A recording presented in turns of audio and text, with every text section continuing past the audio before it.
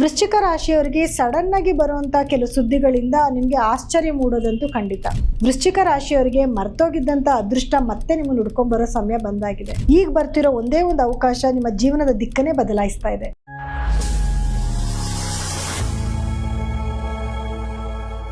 ಪೂಜ್ಯಾಯ ರಾಘವೇಂದ್ರಾಯ ಸತ್ಯಧರ್ಮರತಾಯ ಚ ಭಜತಾಂ ಕಲ್ಪವೃಕ್ಷಾಯ ನಮತಾಂ ಕಾಮಧೇನ್ವಿ. ನನ್ನ ಸಮಸ್ತ bits of India Kannada channel ವೀಕ್ಷಕರೆಲ್ಲರಿಗೂ ಕೂಡ ವಿಭಾ ಶೆಟ್ಟಿ ಮಾಡುವ ನಮಸ್ಕಾರಗಳು.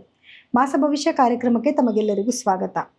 ಈ ತಿಂಗಳು ಅಂದರೆ ಸೆಪ್ಟೆಂಬರ್ ತಿಂಗಳಲ್ಲಿ ನಡೆಯುವಂತಹ ಗ್ರಹಗಳ ಸ್ಥಾನಮಾನದ ಆಧಾರದ ಮೇಲೆ ಏನೆಲ್ಲ ಈ ತಿಂಗಳಲ್ಲಿ ನಿಮಗೆ ದ್ವಾದಶ ರಾಶಿಗಳ ಮೇಲೆ ಪ್ರಭಾವ ಬೀರುತ್ತೆ ಅನ್ನೋದನ್ನ ತಿಳ್ಕೊಳ್ಳೋಣ ಬನ್ನಿ. ಇನ್ನು ಗ್ರಹಗಳ ಸ್ಥಾನಮಾನ ಹೇಗಿದೆ, ಯಾವುದಾದ್ರೂ ಗ್ರಹಗಳ ಬದಲಾವಣೆ ಇದೆ ಈ ತಿಂಗಳಲ್ಲಿ ಅಂತ ನೋಡೋದಾದ್ರೆ ನೋಡಿ, ಮೊದಲನೇದಾಗಿ ಇದೇ ತಿಂಗಳ 2ನೇ ತಾರೀಕು ಶುಕ್ರ ಗ್ರಹ ಕನ್ಯಾ ರಾಶಿಯಿಂದ ತುಲಾ ರಾಶಿಗೆ ತನ್ನ ಸ್ವಕ್ಷೇತ್ರಕ್ಕೆ ತನ್ನ ಪತನ ಬದಲಾಯಿಸ್ತಾ ಇದ್ದಾರೆ. ಹಾಗೆ ಕುಜಗ್ರಹ 18ನೇ ತಾರೀಕು ಮಿಥುನ ರಾಶಿಯಿಂದ ಕಟಕ ರಾಶಿಗೆ ತನ್ನ ಪತನ ಬದಲಾಯಿಸಿದ್ರೆ 17ನೇ ತಾರೀಕು ಸೂರ್ಯಗ್ರಹ ಸಿಂಹ ರಾಶಿಯಿಂದ ಕನ್ಯಾ ರಾಶಿಗೆ ತನ್ನ ಪತನ ಬದಲಾಯಿಸ್ತಾರೆ. ಹಾಗೆ ಬುಧ ಗ್ರಹ ಕೂಡ 7ನೇ ತಾರೀಕು ಸಿಂಹ ರಾಶಿಯಿಂದ ಕನ್ಯಾ ರಾಶಿಗೆ ತನ್ನ ಪತನ ಬದಲಾಯಿಸ್ತಾರೆ. ಇನ್ನು ಉಳಿದ ಗ್ರಹಗಳ ಸ್ಥಾನಮಾನ ಅಂತ ನೋಡೋದಾದ್ರೆ ಕುಂಭ ರಾಶಿನಲ್ಲಿ ರಾಹು ಸ್ಥಿತನಾಗಿದ್ರೆ ಮೀನ ರಾಶಿನಲ್ಲಿ ಶನಿಗ್ರಹ ಸ್ಥಿತನಾಗಿರ್ತಾನೆ. ಹಾಗೆ ಸಿಂಹ ರಾಶಿನಲ್ಲಿ ಕೇತು ಹಾಗೂ ಸೂರ್ಯಗ್ರಹಗಳು ಸ್ಥಿತವಾಗಿರ್ತವೆ. ಹಾಗೆ ಇನ್ನು ಕನ್ಯಾ ರಾಶಿನಲ್ಲಿ ಬುಧ ಗ್ರಹ ಸ್ಥಿತನಾಗಿದ್ರೆ ಶುಕ್ರ ಗ್ರಹ ತುಲಾ ರಾಶಿನಲ್ಲಿ ಸ್ಥಿತವಾಗಿರ್ತವೆ. ಹಾಗಿದ್ರೆ ದ್ವಾದಶ ರಾಶಿಗಳ ಮೇಲೆ ಏನೆಲ್ಲ ಪ್ರಭಾವ ಬೀರುತ್ತೆ ಅನ್ನೋದನ್ನ ನೋಡೋಣ ಬನ್ನಿ. ಇನ್ನು ವೃಶ್ಚಿಕ ರಾಶಿಯವರ ಸೆಪ್ಟೆಂಬರ್ ತಿಂಗಳ ಭವಿಷ್ಯ ಹೇಗಿರುತ್ತೆ ಅಂತ ನೋಡಿದ್ರೆ ನೋಡಿ, ವೃಶ್ಚಿಕ ರಾಶಿಯವರಿಗೆ ಆಲ್ರೆಡಿ ಗುರುಬಲ ಬಂದಿದೆ. ಮನೆಯಲ್ಲಿ ಶುಭ ಕಾರ್ಯಗಳಾಗ್ತಾ ಇರುತ್ತೆ, ಅಥವಾ ಮನೆಯಲ್ಲಿ ಏನಾದರೂ ಹೋಮ ಹವನಗಳಾಗೋದು, ಮದುವೆ ಸೆಟ್ ಆಗುವಂಥದ್ದು, ಈ ರೀತಿಯಾದ ಕೆಲವೊಂದು ಶುಭ ಸುದ್ದಿಗಳನ್ನ ಖಂಡಿತವಾಗ್ಲೂ ನೀವು ನೋಡ್ತಾ ಇರ್ತೀರಾ. ಇದ್ರ ಜೊತೆಯಲ್ಲಿ ನೋಡಿ, ನಿಮಗೆ 12ನೇ ಮನೆಯಲ್ಲಿ ಶುಕ್ರ ಬಂದು ಕುತ್ಕೊಂಡಿದ್ದಾನೆ. ಸೊ 12ನೇ ಮನೆ ಅಧಿಪತಿ 12ನೇ ಮನೆಯಲ್ಲೇ ಇದ್ದಾನೆ, 11ನೇ ಮನೆ ಅಧಿಪತಿ 11ನೇ ಮನೆಯಲ್ಲೇ ಇದ್ದಾನೆ. ಸೊ ಲಾಭ ತುಂಬ ಚೆನ್ನಾಗಿ ಬರ್ತಾ ಇದೆ, ಹಣಕಾಸಿನ ಅಭಿವೃದ್ಧಿ ತುಂಬ ಚೆನ್ನಾಗಿ ಆಗ್ತಿದೆ, ಜೊತೆಲಿ ವಿಪರೀತವಾದ ಖರ್ಚು ಕೂಡ ಆಗ್ತಾ ಇದೆ. ಸೊ ನಿಮ್ಗೇನು ಅನಿಸುತ್ತೆ, ಸಂಪಾದನೆ ಚೆನ್ನಾಗಿ ಆಗ್ತಿದೆಪ್ಪ, ಒಳ್ಳೆ ದುಡ್ಡು ಕೈಗೆ ಬಂತು ಅನ್ನೋಷ್ಟಕ್ಕೆ ತೊಗೊಂಡೋಗಿ ಹಂಗೆ ಬೇರೆಯವ್ರಿಗೆ ಕೊಡಬೇಕಾಗತ್ತೆ. ಅದನ್ನು ಅಂದರೆ ಖರ್ಚು ಆ ಥರ ಆಗ್ತಾ ಇರುತ್ತೆ. ಶುಭ ಕಾರ್ಯಗಳು ಮನೇಲಿ ಮಾಡ್ತೀರಂದರೆ ಖರ್ಚು ಆಗೇ ಆಗುತ್ತಲ್ವಾ, ಒಂದಲ್ಲ ಒಂದು ರೀತಿಲಿ ಖರ್ಚಂತೂ ಆಗ್ತಾ ಇರುತ್ತೆ. ಆದರೆ ಅದು ನೆಗೆಟಿವ್ ಆಗಿ ಖರ್ಚಾಗಬಾರ್ದು ಅಷ್ಟೇ, ಅದೊಂದೇ ಮನಸ್ಸಿಗೆ ನೆಮ್ಮದಿ ಶಾಂತಿನ ಹಾಳು ಮಾಡುವಂಥದ್ದು. ಆದರೆ ಶುಭ ಕಾರ್ಯಗಳಿಗೆ ಖಂಡಿತವಾಗ್ಲೂ ನಿಮಗೆ ಖರ್ಚು ಜಾಸ್ತಿ ಆಗುತ್ತೆ. ಹಾಗೆ ನೋಡಿ, ನಿಮಗೆ 10ನೇ ಮನೆಯಲ್ಲಿ ಕೂಡ ಸೂರ್ಯ ಸ್ಥಿತನಾಗಿದ್ದಾನೆ, 10ನೇ ಮನೆಯಿಂದ 11ನೇ ಮನೆಗೂ ಕೂಡ ಬರ್ತಾನೆ.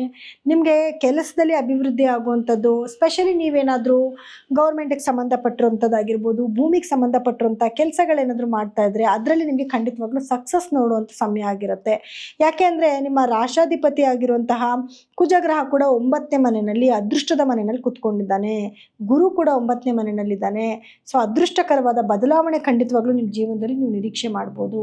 ನೀವು ನಿರೀಕ್ಷೆ ಮಾಡದೇ ಇರುವಂಥ ಕೆಲವೊಂದು ಅದೃಷ್ಟ ನಿಮ್ಮ ಜೀವನಕ್ಕೆ ಬರುವಂಥದ್ದು, ಪಿತ್ರಾರ್ಜಿತ ಆಸ್ತಿ ಬರೋದಾಗಿರ್ಬೋದು, ಯಾರ ಹತ್ರನೂ ಹಣ ಕೇಳಿ ತುಂಬ ದಿನ ಬಿಟ್ಬಿಟ್ಟಿರ್ತೀರ, ಅವ್ರು ತಂದು ನಿಮ್ಗೆ ದುಡ್ಡು ಕೊಡುವಂಥದ್ದಾಗಿರ್ಬೋದು, ಭೂಮಿ ತೊಗೊಳ್ಳೋವಂಥದ್ದಾಗಿರ್ಬೋದು, ಏನೋ ಒಂದು ಕೆಲಸಕ್ಕೆ ಕೈ ಇಟ್ಟಿರ್ತೀರ, ನೀವು ಅಂದ್ಕೊಳ್ದೇ ಇರೋ ರೀತಿಯಲ್ಲಿ ನಿಮ್ಗೆ ಅದು ಸಕ್ಸಸ್ ಆಗುವಂಥದ್ದಾಗಿರ್ಬೋದು, ಎಲ್ಲನೂ ಕೂಡ ನೀವು ನಿರೀಕ್ಷೆ ಮಾಡುವಂಥ ಒಂದು ಒಳ್ಳೆ ಸಮಯ ಇದಾಗಿರುತ್ತೆ.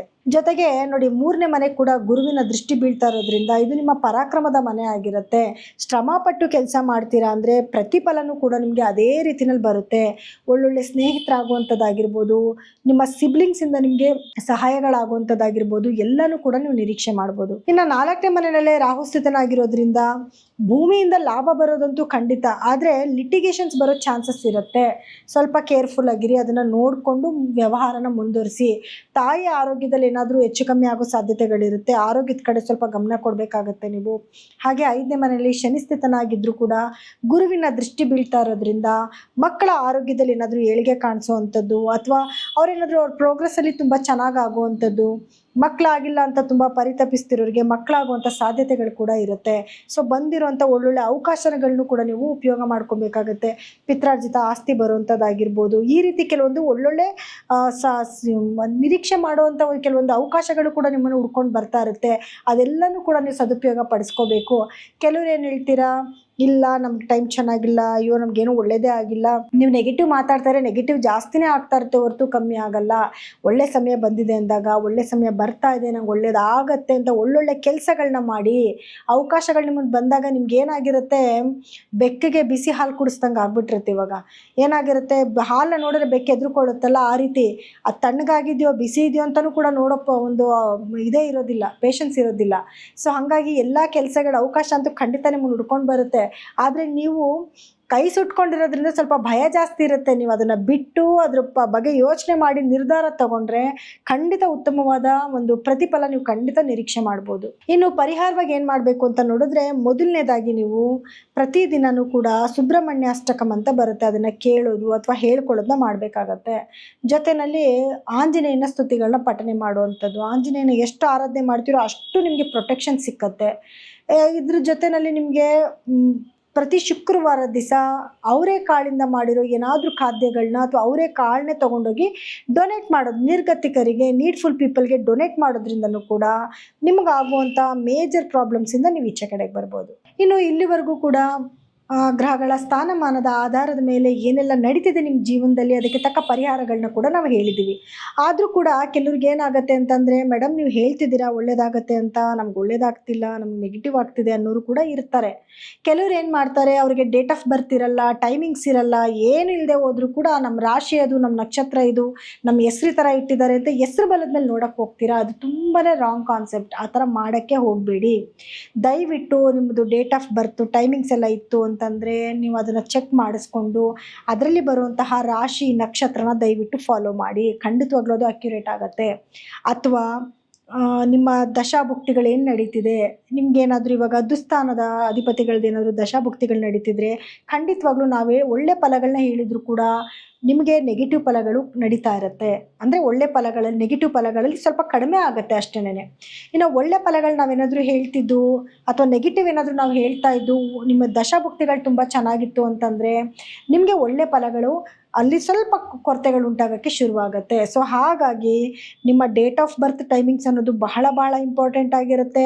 ಅದ್ರ ಜೊತೆಯಲ್ಲಿ ನಿಮ್ಮ ದಶಾಭುಕ್ತಿ ಏನು ನಡೀತಿದೆ, ಗ್ರಹಗಳ ಸ್ಥಾನಮಾನ ಹೇಗಿದೆ ಅನ್ನೋದು ಕೂಡ ಅಷ್ಟೇ ಇಂಪಾರ್ಟೆಂಟ್ ಆಗಿರುತ್ತೆ.